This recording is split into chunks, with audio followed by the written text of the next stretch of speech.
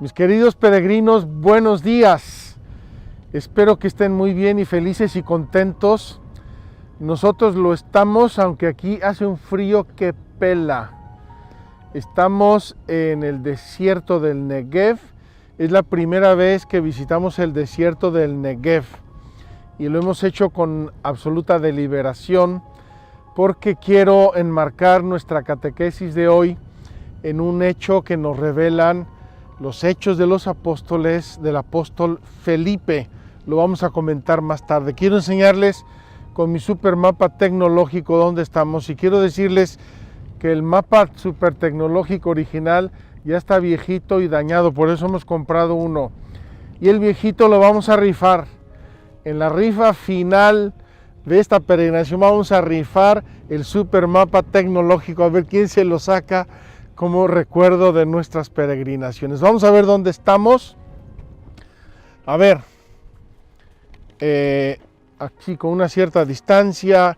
Miren, hasta el día de hoy hemos hecho casi todas nuestras peregrinaciones en el centro norte de Israel.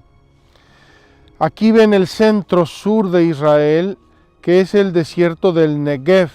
Toda esta zona es el desierto del Negev, actualmente menos desértica gracias al riego por goteo que inventaron en Israel y que da resultados maravillosos. Con todo, pueden ver allí detrás, estamos en el desierto, en pleno desierto. Y quiero aquí señalarles dónde estamos. Aquí está esta ciudad importante que es Dimona, donde se produce una gran parte de la electricidad de Israel. Y aquí está Manshit, una ciudad importantísima que está aquí en la ruta del incienso, ruta de los nabateos.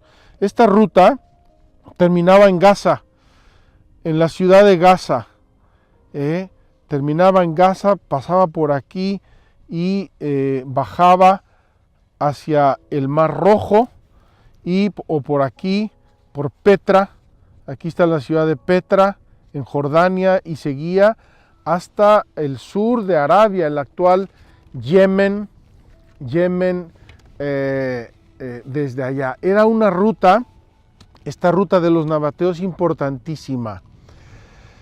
Era una ruta de 2.300, 2.400 kilómetros que atraviesa todo el desierto y cada 36 kilómetros aproximadamente había una ciudad o un campamento. ¿Por qué? Porque 36 kilómetros era lo que hacía cada día una caravana con los camellos.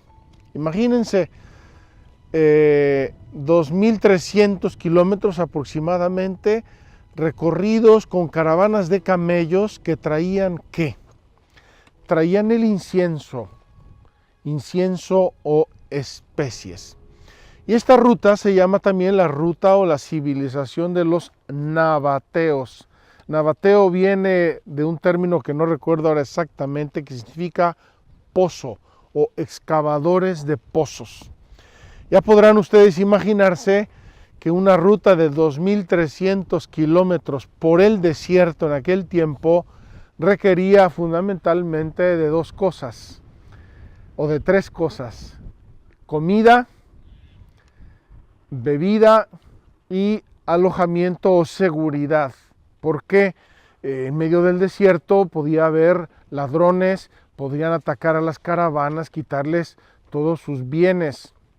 Nos recuerda Plinio el Viejo, un historiador del siglo I, un historiador romano, que el incienso se vendía por litros, era precioso, lo usaban como incienso y como medicina y para muchas cosas en la antigüedad. Se vendía por litros y el incienso muy bueno cuesta 7 denarios el litro, o sea, una fortuna. El menos bueno cuesta 6 y uno medio rascuache cuesta 5. Imagínense que cada camello llevaba aproximadamente 200 o 250 litros de incienso. Para aquel tiempo llevaba una fortuna. Y las caravanas de camellos, según se lee en la historia, a veces eran de cientos y hasta miles de camellos. O sea, llevaban 20 toneladas de incienso, 30 toneladas de incienso en una caravana inmensa. Debió ser una cultura fascinante. Y todo eso obligó a hacer esta ruta, la ruta de los nabateos. Nabateos, repito, porque excavaban pozos y hacían campamentos aproximadamente cada 30, 35, 40 kilómetros, lo que una caravana avanzaba en un día. Interesantísimo, mis queridos peregrinos, primera vez que venimos al desierto del Negev y aquí vamos a seguir reflexionando en nuestro catecismo. Acompáñenme. Vamos a entrar en la ciudad de Manshit y vamos a visitarla brevemente. Hay dos iglesias bizantinas, restos de iglesias bizantinas hermosas, y ahí vamos a tener nuestra catequesis y ahí vamos a tener hoy nuestra celebración eucarística y probablemente, no sé, podamos tener aquí mañana también nuestra adoración. Vengan con nosotros. Interrumpimos aquí nuestra introducción, larga introducción, y vamos a visitar Manshit.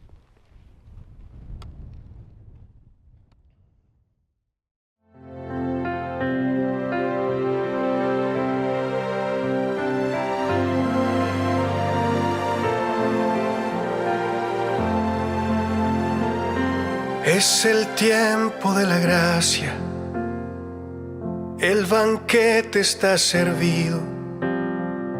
Es el tiempo de la iglesia, Cristo nos ha redimido. Peregrinos en la tierra, con inmensa sed de cielo, tú nos das los sacramentos, porque en ellos estás tú. Todo lo hiciste nuevo, saciaste mis anhelos. Un sacramento es signo y presencia del Dios verdadero. Un torrencial de cielo en nuestro humilde suelo. Lluvia de gracia, haz de mi tierra una tierra santa, congregados en el nombre de la Santa Trinidad. Celebramos la liturgia con solemne libertad. No me basta agradecerte, quiero hacer tu voluntad, revestirme de tu gracia y llevarte a los demás, pues del pecho de tu iglesia bebe nuestra humanidad. Todo lo hiciste nuevo, saciaste mis anhelos. Un sacramento es signo y presencia del Dios verdadero. Un torrencial de cielo en nuestro humilde suelo. Lluvia de gracia, haz de mi tierra una tierra santa.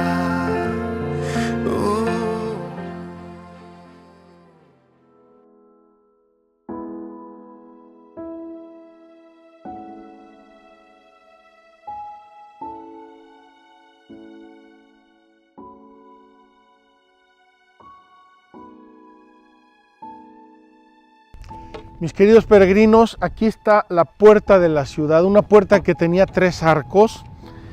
Y aquí vemos una muralla, la ciudad estaba completamente amurallada. Ya les dije que la seguridad era un tema importante en estas rutas de las especies y del incienso, y la ciudad ya en un periodo más bien tardío, hacia el tercer o cuarto siglo, la amurallaron.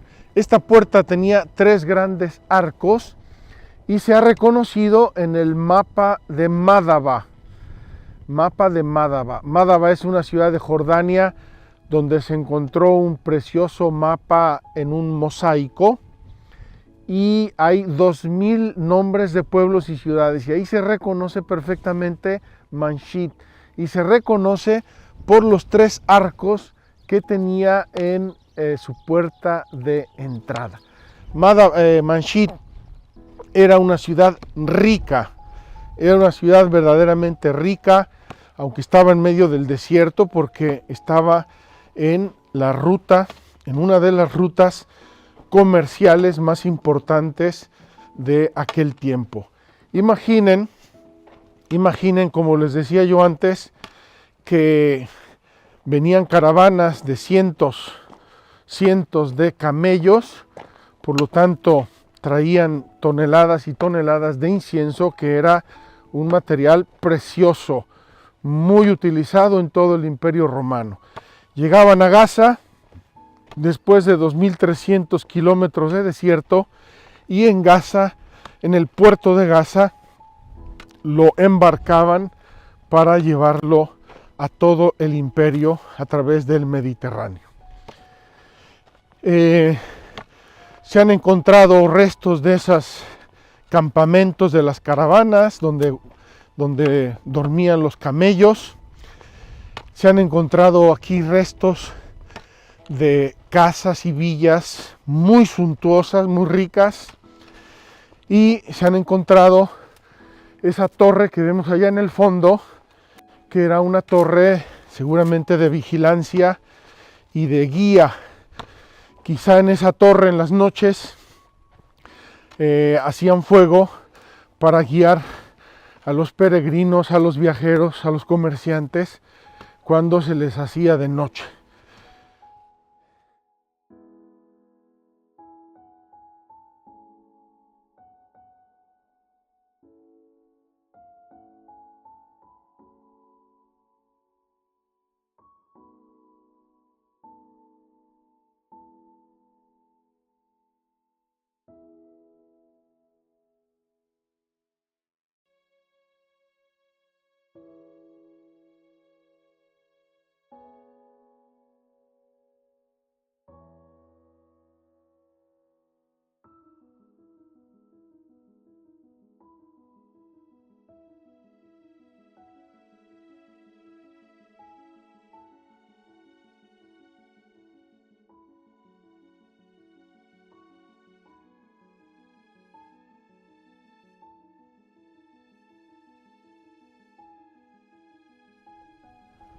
Aquí vemos, mis queridos peregrinos, una vista panorámica de la ciudad, y voy a mostrarles un poquito algunos elementos. A ver, Ana Pau.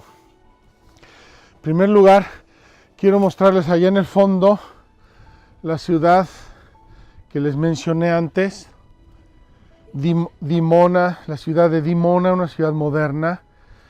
Y como pueden ver, hay una especie de valle que va hacia allá y que llega a la ciudad de Gaza.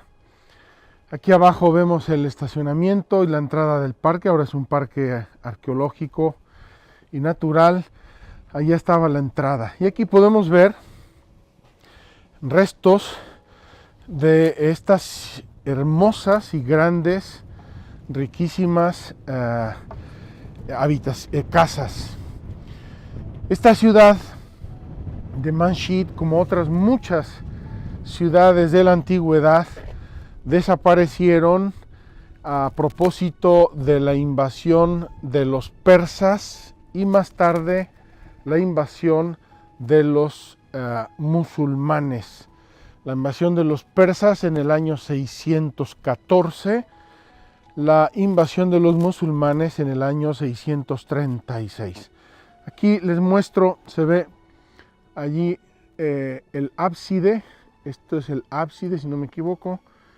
el ábside y la iglesia de San Nilo.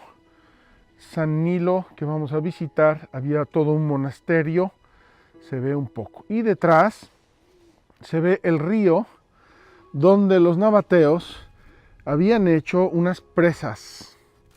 Este río, esta pequeña cañada en medio del desierto, obviamente no, de modo ordinario está seca y ahora está seca a pesar de que hay lluvias, pero los nabateos habían hecho 2 o 3 presas para contener y retener el agua. Y lo mismo aquí en la ciudad, debajo de las casas había frecuentemente cisternas.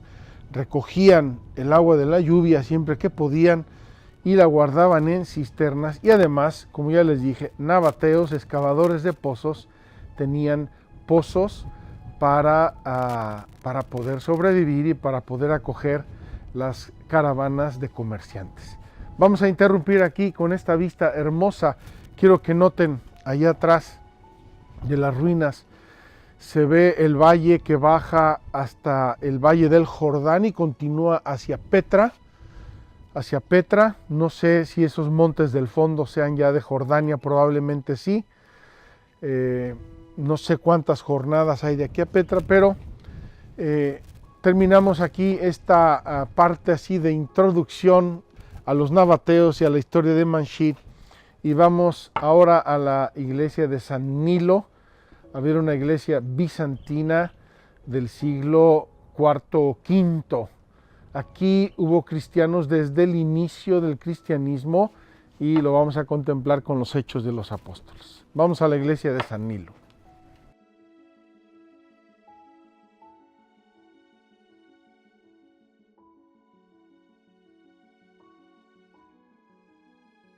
Aquí tenemos el ejemplo claro de una cisterna. Acabamos de dejar la torre.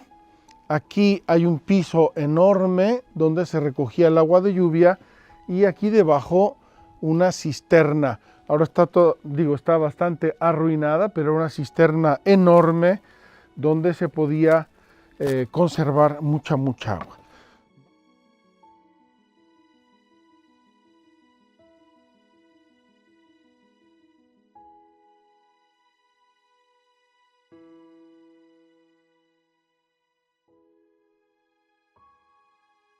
Quiero que vean aquí seguramente una fábrica de harina. Aquí está el molino de piedra o 2 o 3 molinos de piedra. Metían el trigo por ahí encima de esa piedra y al darle vuelta a la piedra, seguramente con un asno o con un camello, con algún animal de tiro, salía por debajo la harina. Vamos a ver si logramos repetir esa escena, porque no sé si tenemos la fuerza para volver a hacer esa escena de la molienda del trigo con estos molinos de piedra.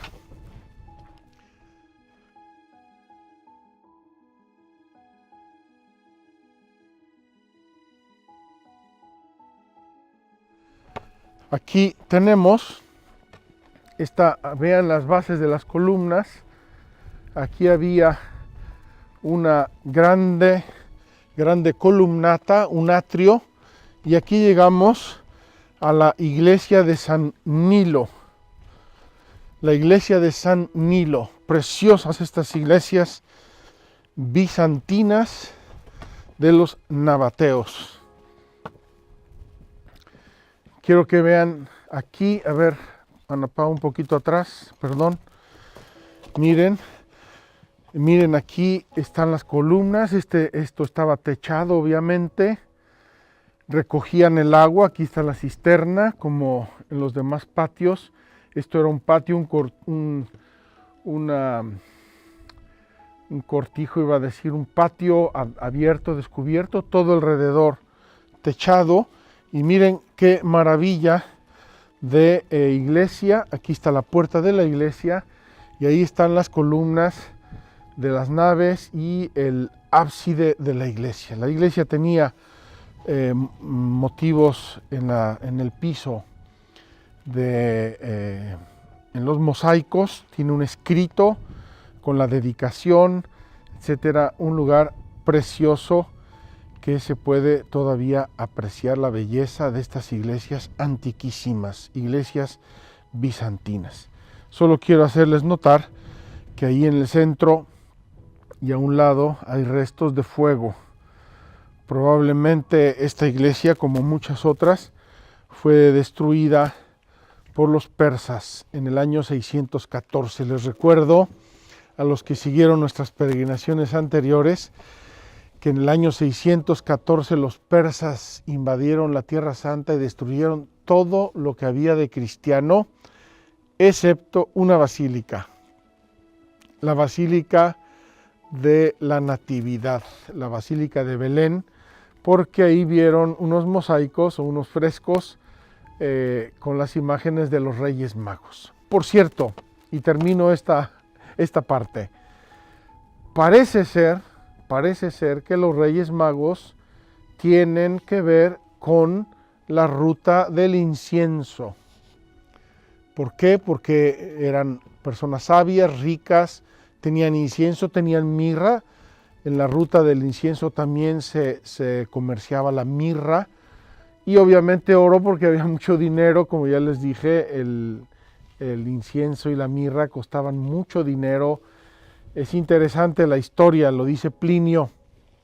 Estos pobres mercaderes de incienso y de mirra partían del actual Yemen, 2.300, 2.400 kilómetros de aquí, y en cada estación tenían que pagar bebida, pagar comida, pagar impuestos, pagar alojamiento, pagar seguridad, y así iban pagando hasta que llegaban a Gaza y embarcaban sus mercancías, donde obviamente tenían que pagar también el transporte. Pero en aquel tiempo parece ser que era un medio económico importantísimo. Vamos a entrar aquí por este lado para que vean la iglesia de San Nilo más de cerca, con sus motivos preciosos en el mosaico.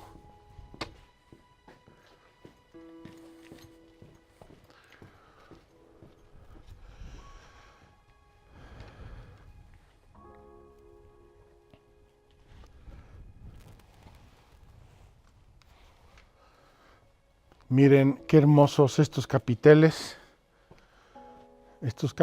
bizantinos. Aquí en el presbiterio, con estas imágenes cristianas preciosas de la cruz. Obviamente en ese cuadrado que tenemos allí en el centro del presbiterio estaba el altar. Ahí está el mosaico con una inscripción. Sinceramente no tengo ahora la traducción de lo que dice esa inscripción. Vamos a interrumpir aquí y vamos a pasar a nuestra reflexión con la Sagrada Escritura.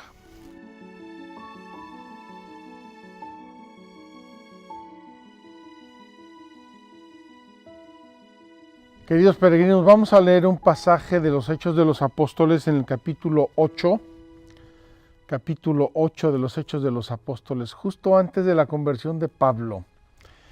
Dice así, capítulo 8, versículo 26 y siguientes. El ángel del Señor habló a Felipe diciendo, levántate y marcha hacia el mediodía por el camino que baja de Jerusalén a Gaza. Es desierto. Se levantó y partió, y he aquí que un etíope, eunuco, alto funcionario de Candace, reina de los etíopes, que estaba a cargo de todos sus tesoros y había venido a adorar en Jerusalén, regresaba sentado en su carro leyendo el profeta Isaías. El Espíritu dijo a Felipe, acércate y ponte junto a ese carro. Felipe corrió hasta él y le oyó leer el profeta Isaías y le dijo, ¿entiendes lo que estás leyendo? Él contestó, ¿cómo lo puedo entender si nadie me hace de guía? Y rogó a Felipe que subiese y se sentase con él. El pasaje de la Escritura que iba leyendo era este. Fue llevado como una oveja al matadero y como cordero mudo delante del que lo trasquila. Así él no abre la boca. En su humillación le fue negada la justicia. ¿Quién podrá contar su descendencia? Porque su vida fue arrancada de la tierra. Aquí termina la cita del profeta Isaías. El eunuco preguntó a Felipe: te ruego me digas de quién dice esto el profeta, ¿de sí mismo o de otro?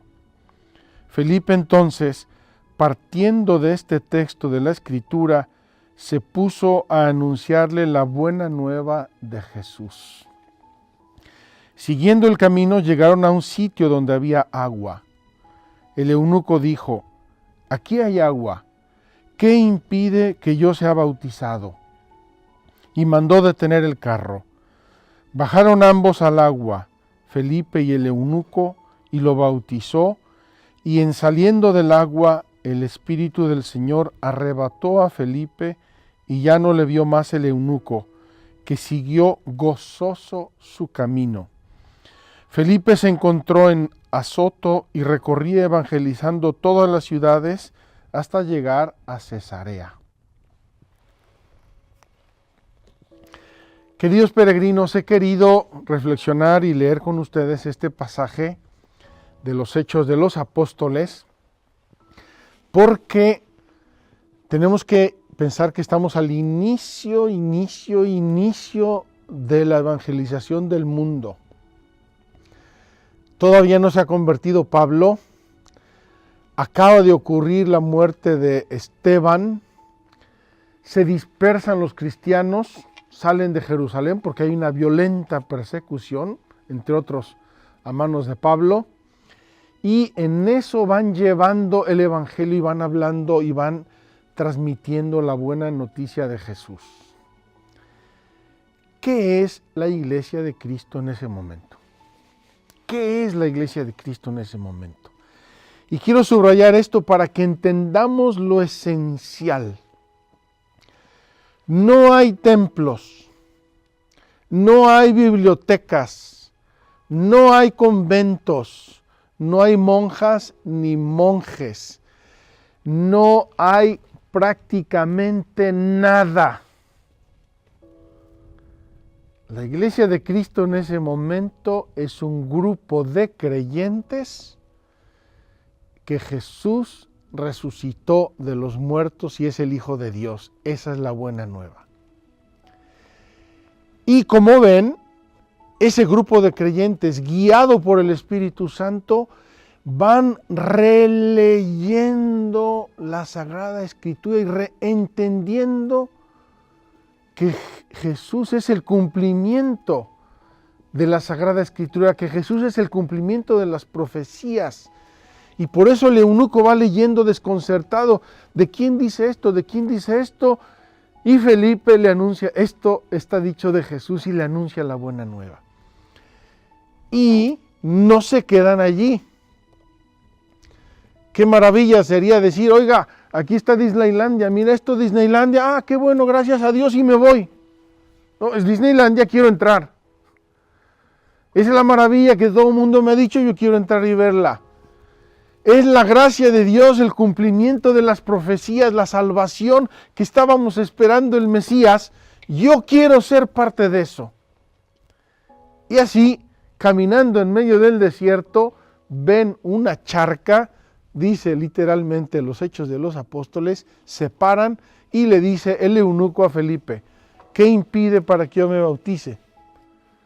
Yo quiero entrar en ese reino, quiero ser miembro de esta iglesia. Y Felipe le dice, nada lo impide, entran y Felipe, apóstol, bautiza a este eunuco y lo hace cristiano. Cristiano, es decir, ungido por el Espíritu Santo con la gracia del bautismo.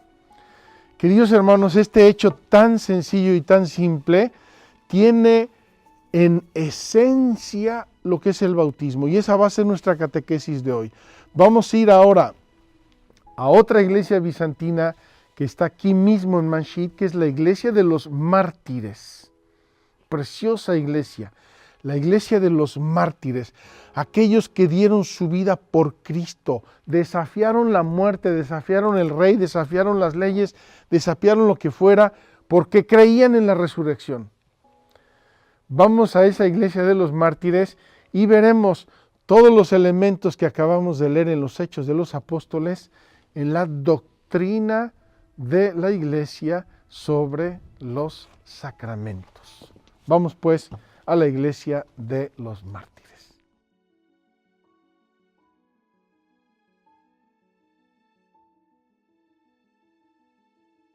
Aquí vamos camino de la iglesia de los mártires y quiero que vean la barranca que hay aquí detrás de Manshit. No se veía antes, pero ahora sí se ve. Y como les dije, en esa barranca los nabateos hicieron 3 pequeñas represas para guardar el agua. Hermoso este lugar en medio del desierto. De repente se encuentra una barranca profunda. Hoy estábamos buscando en el desierto alguna charca para repetir el gesto de Felipe con el eunuco, pero no encontramos ninguna charca adecuada. Aquí se ve muy bien esta barranca, este río. Seguramente estos días ha llevado mucha agua porque ha llovido mucho, pero ahorita está seco y baja, como pueden ver, hacia el Valle del Jordán, ya un poco más al sur del Mar Muerto. Todo esto estaba amurallado y así se defendían los nabateos de las incursiones de los ladrones y de sus enemigos.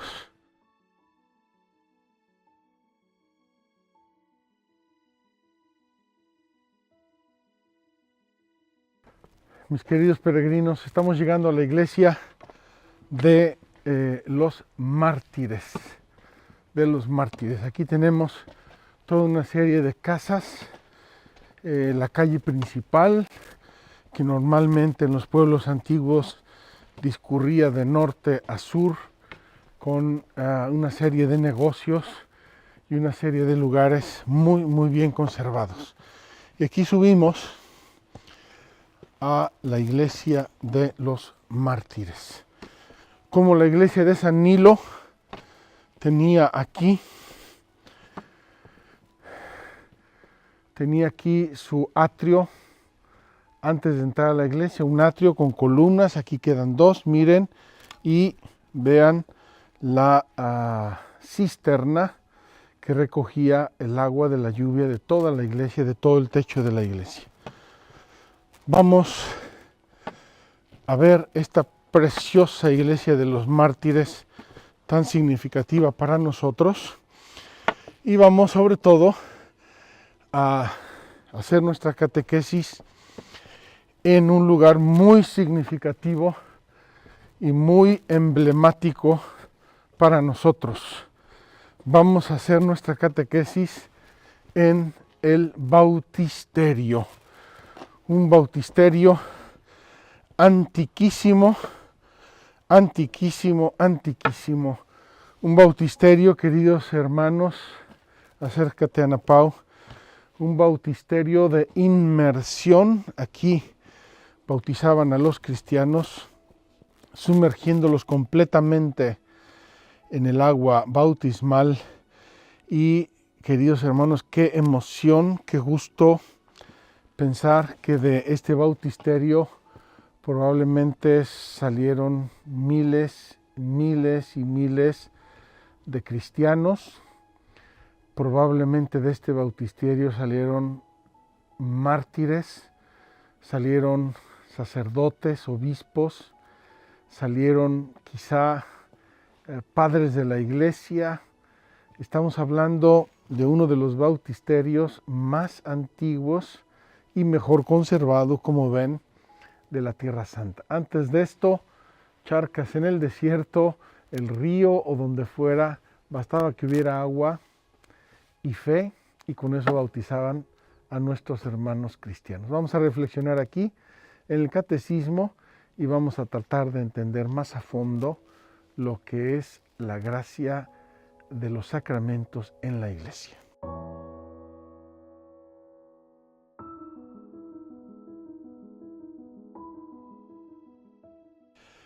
Queridos peregrinos, llegamos finalmente después de esta excursión a través de la antigua ciudad de Manshit a la iglesia de los mártires y estoy aquí sentado, espero que nadie lo tome como una profanación, lo hago con todo amor y con toda devoción. Estoy sentado en el bautisterio de esta iglesia bizantina. Fíjense qué hermoso que los cristianos desde la antigüedad no tuvieron ningún reparo, al contrario, estaban orgullosos y felices de hacer el bautisterio en forma de cruz. Y esto tiene que ver con nuestro título de nuestra catequesis de hoy, que son los números 1113 y siguientes, 1113 y siguientes. El misterio pascual, es decir, la pasión, muerte y resurrección de Cristo, su glorificación, el misterio pascual en los sacramentos de la iglesia. Vamos a reflexionar hoy estos números maravillosos. Voy a leer el número 1113. Toda la vida litúrgica de la iglesia gira en torno al sacrificio eucarístico y a los sacramentos. Ayer les dije, todo lo que hace la iglesia está orientado a la Eucaristía como la cúspide, el culmen del culto cristiano y de la vida de la iglesia y de todo lo que la iglesia hace por darnos la salvación en Cristo. Hay en la iglesia 7 sacramentos: bautismo, confirmación o crismación, Eucaristía, penitencia, unción de los enfermos, orden sacerdotal y matrimonio. Queridos hermanos, esta expresión es dogmática. En la iglesia hay 7 sacramentos, punto. Hay 7 grandes canales por los que Jesucristo derrama su vida en la iglesia. En este artículo que vamos a tratar hoy, en este artículo se trata de lo que es común a los 7 sacramentos de la iglesia desde el punto de vista doctrinal. Es decir, vamos a ver qué nos dice la doctrina de la iglesia sobre los 7 sacramentos. Lo que les es común bajo el aspecto de la celebración, es decir, cómo se celebran, lo vamos a ver adelante en el siguiente capítulo, y lo que es propio de cada uno será objeto de la segunda sección. Y aquí nos está anunciando el catecismo nuestro recorrido de las próximas semanas. Hoy vamos a ver lo que es común en la doctrina, es decir, lo que significan los sacramentos. Luego vamos a ver cómo se celebran, los aspectos celebrativos, y luego vamos a ver cada sacramento en particular. El catecismo, en el número 1114, comienza con una definición dogmática que repiten varios concilios, o sea, una de esas columnas de granito del cristianismo y de la doctrina de la iglesia.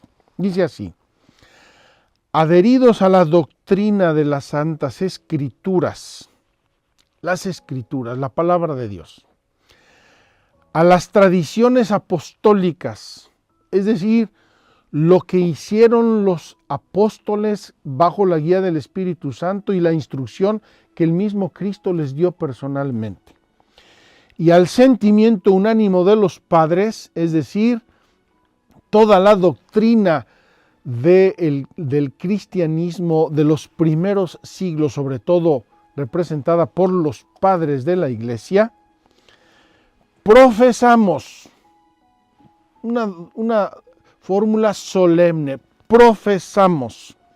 ¿Qué cosa profesa la iglesia? Que los sacramentos de la nueva ley fueron todos instituidos por nuestro Señor Jesucristo. Queridos hermanos, es una fórmula solemnísima. fundamental. Tenemos que entenderla bien, asimilarla, ponerla bajo nuestros pies. Es el cimiento de la vida de la iglesia. No se lo inventó uno por allá o el otro que tenía mucha fantasía. No, Señor. Los 7 sacramentos de la nueva ley fueron todos instituidos por Jesucristo nuestro Señor. Punto. Son de institución divina, no de institución eclesiástica, no de tradición. No. Son de institución divina. Jesucristo, Hijo eterno de Dios encarnado, estableció, instituyó 7 sacramentos, los sacramentos de la nueva ley. Esto es intocable.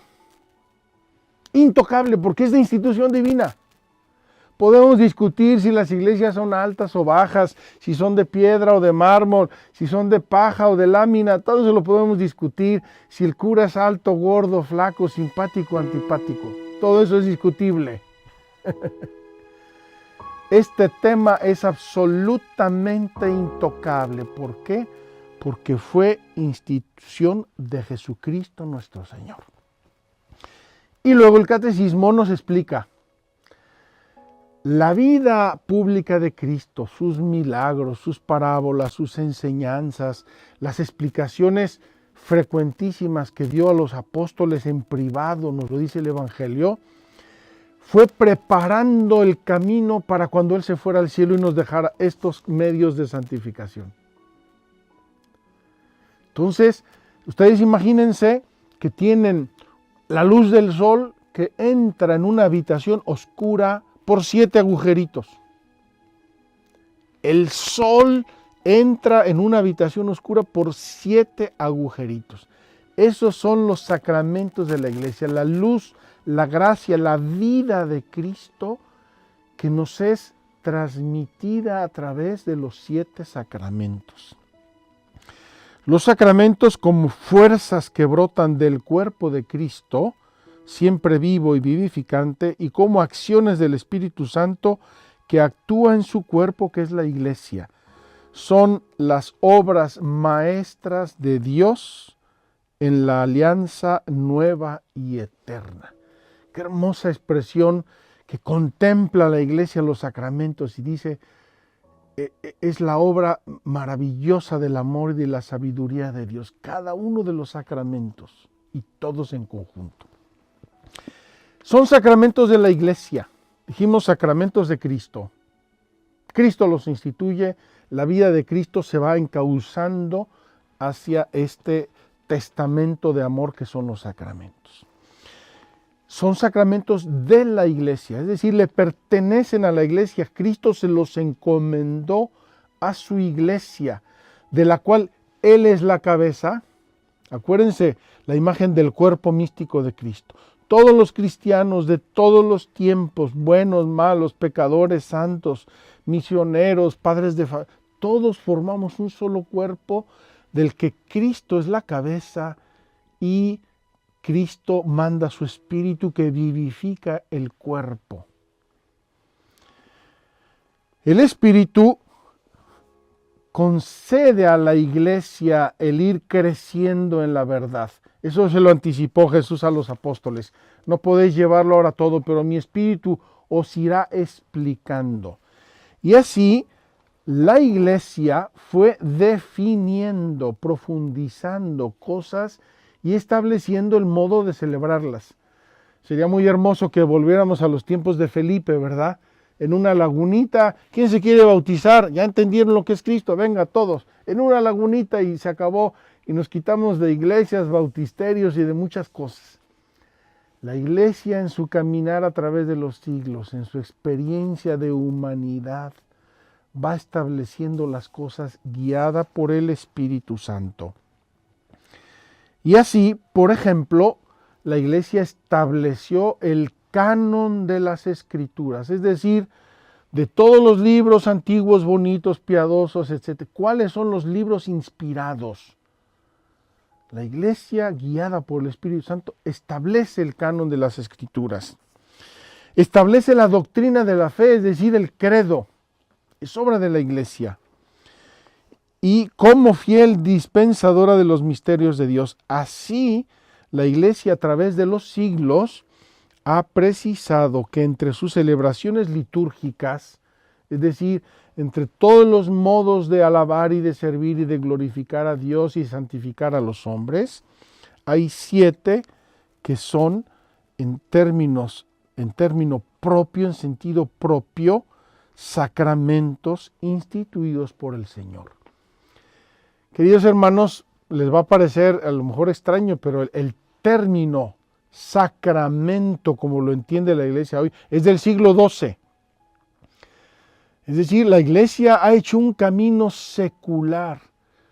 Desde el inicio, la simplicidad, donde las cosas eran familiares, domésticas, ir creciendo, ir madurando con el tiempo y con la acción del Espíritu Santo, hasta que llegó a la definición y al entendimiento más profundo de los sacramentos. Son de la iglesia porque Cristo se los encomendó a la iglesia, y son de la iglesia porque la iglesia crece, madura y se santifica a través de los mismos sacramentos.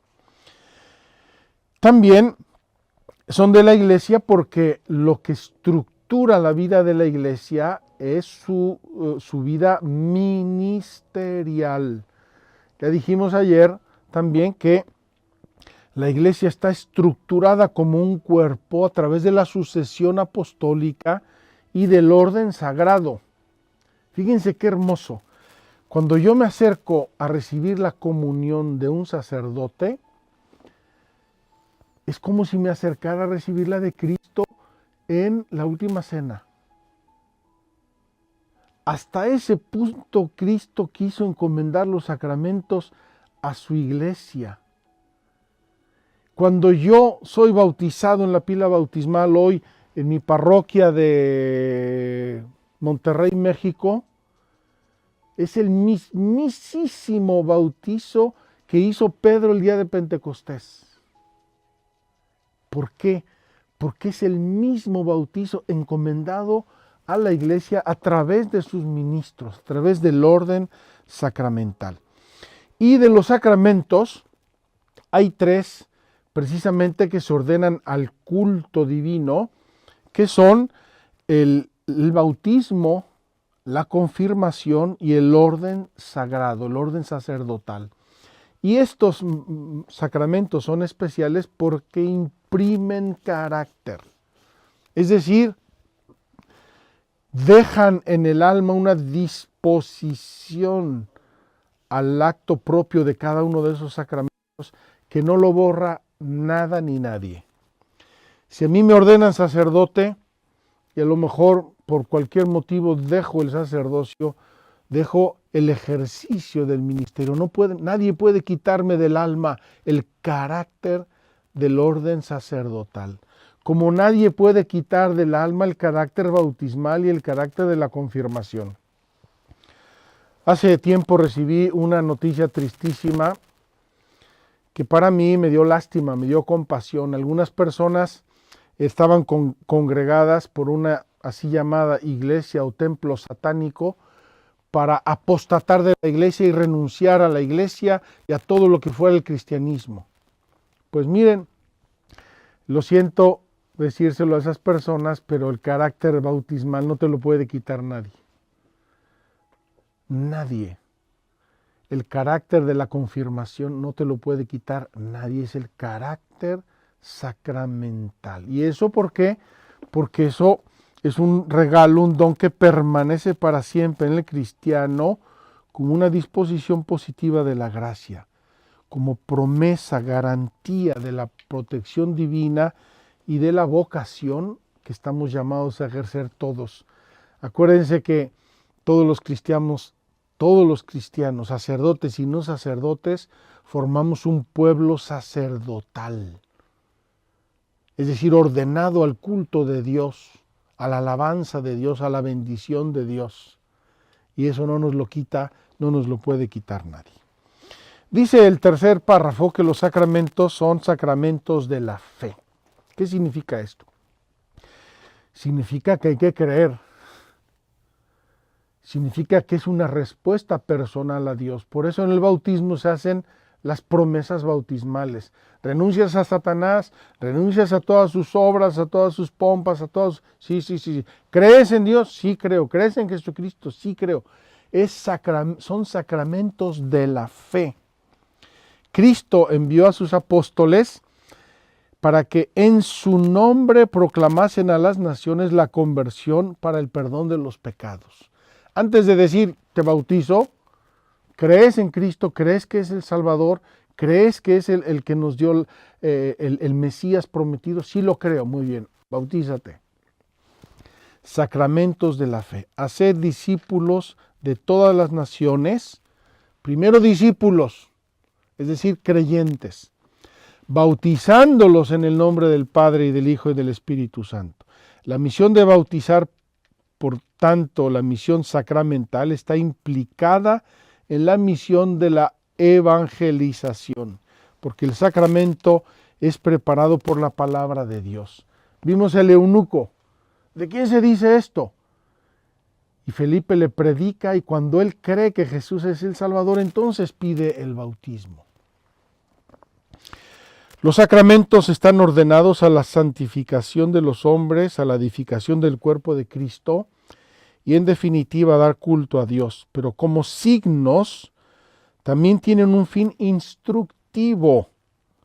No solo suponen la fe, no solo exigen la fe, sino también la alimentan, la aumentan, la incrementan en nuestras almas. Por eso son sacramentos de la fe.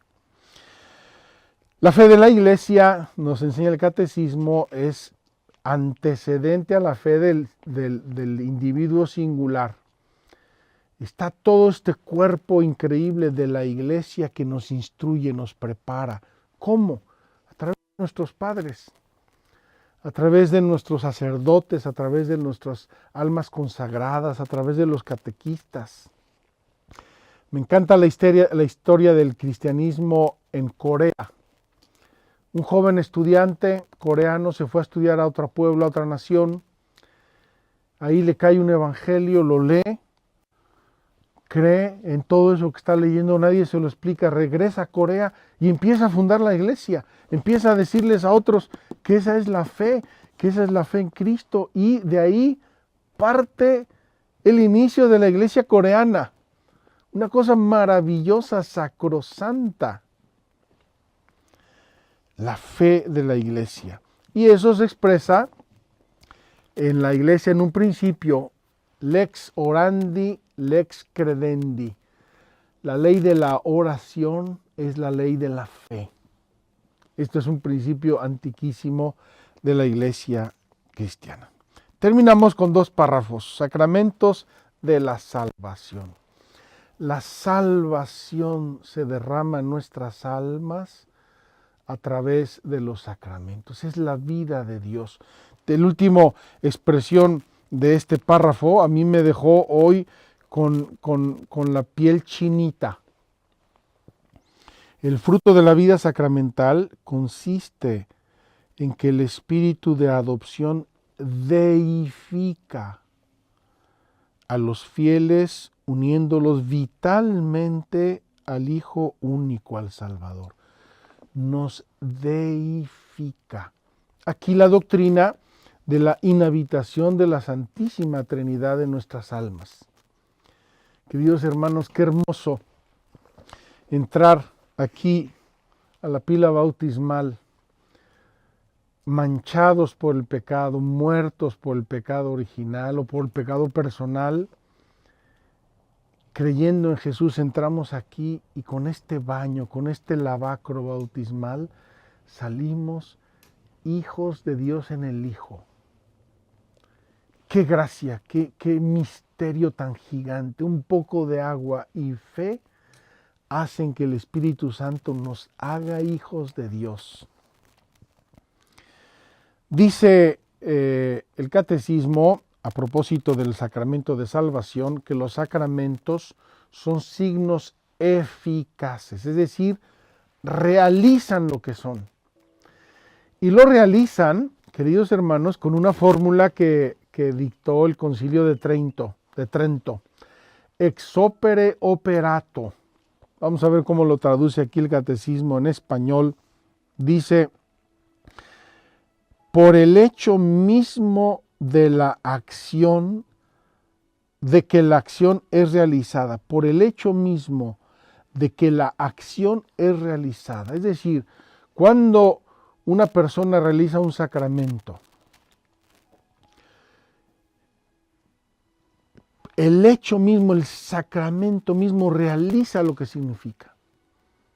Yo fui confirmado a mis 3 añitos, no sabía lo que estaba haciendo, mis padres lo sabían, mi párroco, mi obispo lo sabía y me confirmó. Y por el hecho de haberme confirmado, yo quedé confirmado. Es decir, ex opere operato, por la acción misma que se realiza, el sacramento es eficaz. Les voy a decir un ejemplo, ojalá que no se dé, pero una persona se presenta al matrimonio y se casa sin las debidas disposiciones. Está en pecado mortal, por ejemplo. Está en pecado mortal, no sabe ni lo que está haciendo muy bien, pero realiza el sacramento. Y el sacramento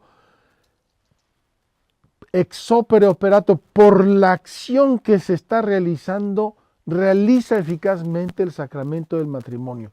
A lo mejor deja la gracia bautismal ahí medio triste y medio arrinconada y no la deja que libere toda su eficacia, toda su riqueza, pero se realiza. Vamos a suponer que a mí me pasó una vez. Estaba yo escuchando confesiones, estuve 16 horas escuchando confesiones. Recuerdo hasta la fecha, 4 de septiembre del año 2004. 16 horas estuve oyendo confesiones, un evento preciosísimo. Obviamente en algún momento de las 16 horas, además toda la noche, pues me eché algún cabezazo. Tenía sueño. Pero la fuerza del sacramento no depende de si estoy medio adormilado, medio cansado o estoy plenamente fresco porque me tomé 8 cafés. El sacramento realiza eficazmente la salvación, la gracia que cada uno de ellos simboliza. Qué hermoso saber, queridos hermanos, que los sacramentos, por ejemplo, no dependen de la santidad del sacerdote. Cuando el sacerdote celebra la Eucaristía, si es sacerdote ordenado, independientemente del estado de su alma, de su vida de gracia o de su vida de pecado, el sacramento se realiza. Yo recibo a Cristo en el cuerpo y la sangre de Cristo. Esto significa que son sacramentos de salvación, es decir, que son eficaces y realizan lo que significan. Termino. Estamos hablando de cosas preciosísimas, sacrosantas. Termino. Los sacramentos son sacramentos de la vida eterna. Toda la vida del cristiano, queridos hermanos, queridos peregrinos, toda la vida del cristiano está orientada a la salvación eterna. Y aquí quiero hacerles una llamada de atención. No confundamos el bienestar material con la salvación. No confundamos, es una herejía, es una falsedad que nos distrae de lo importante en nuestra vida. Lo importante de la vida del hombre es caminar hacia la salvación eterna. Lo importante es asegurar nuestra salvación eterna, no arriesgarla inútilmente, insensatamente. Nosotros fuimos creados para Dios, es decir, para el cielo, para la eternidad, para gozar de Él por toda la eternidad en el cielo. Y los sacramentos nos van orientando y preparando para la vida del cielo. Por eso el bautismo nos hace hijos de Dios, nos dona las virtudes, la gracia sacramental, la confirmación, desciende más el Espíritu Santo, la Eucaristía es el pan de los ángeles, el pan del cielo. No es un pan para caminar en esta tierra porque a los 10 minutos yo tengo hambre. Es un pan para caminar hacia el cielo.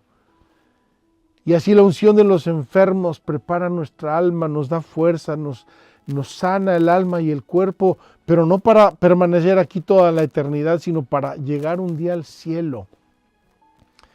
Fíjense desde el libro del Génesis hasta el final del Apocalipsis, la creación, la amistad con Dios, el designio de Dios, y al final del libro del Apocalipsis, Maranatá, ven Señor Jesús, Maranatá, te estamos esperando, Señor Jesucristo, eres nuestra salvación, queremos ser salvados no en esta tierra, sino desde esta tierra y hasta que lleguemos al cielo. Queridos hermanos, vamos caminando en nuestra catequesis sacramental. Hoy hemos visto que los sacramentos son de Cristo, son de la Iglesia, son eficaces, nos preparan para la eternidad. ¡Qué maravilla! Vamos a celebrar nuestra Eucaristía en esta iglesia de los mártires. Hermanos nuestros que no temieron dar la vida, perder la vida para ganarla. Lo había dicho Jesús, el que gana su vida en este mundo la pierde para la vida eterna, y el que pierde su vida en esta vida la gana para la vida eterna. Vamos a pedirle a Jesús hoy, vamos a celebrar la Eucaristía en esta iglesia de los mártires, recordando a esos hermanos nuestros, esos mártires que salieron de esta pila bautismal. Qué emoción, qué regalo, qué bendición de Dios. Ojalá que nosotros pensemos también como ellos, que vale la pena perderlo todo para ganar la eternidad en el cielo. ¿Para qué creó Dios al hombre? Pregunta número 1 del catecismo. Dios creó al hombre para amarle y servirle en esta vida y después gozar de él en la eternidad. Y como eso quedó roto por el pecado original, Cristo nos regaló los santos sacramentos. Vamos pues a celebrar la Eucaristía en recuerdo de nuestro santo bautismo.